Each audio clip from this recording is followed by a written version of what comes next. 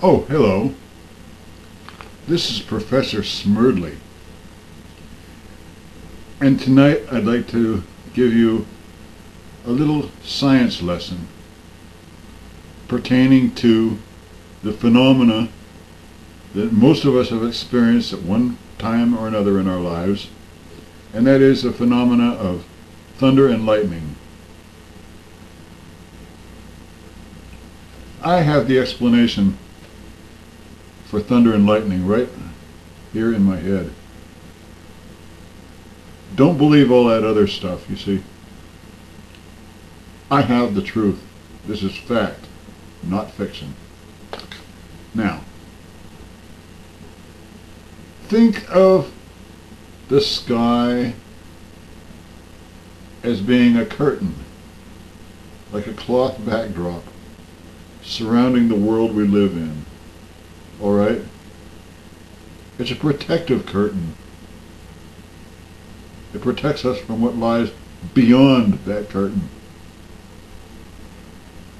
Now, because of the age of the universe and general wear and tear upon this curtain, every once in a while, the fabric rips a little bit for a split second, and then it heals itself back up. Nature being kind enough to heal up. On the other side of that curtain, it is very, very bright, and it is very, very loud. And for a split second, when the curtain tears momentarily and then closes back up, you experience just a split second of the blinding brightness of what lies beyond and the roaring sound of the horrible universe beyond. If you were to travel through the curtain and go on the other side, you'd immediately be blinded, your eyes would melt and run down your face, your eardrums would be shattered, and you'd be disintegrated. Kaboom! Kaboom! You'd be all gone. So, pardon me, be very grateful that nature is kind enough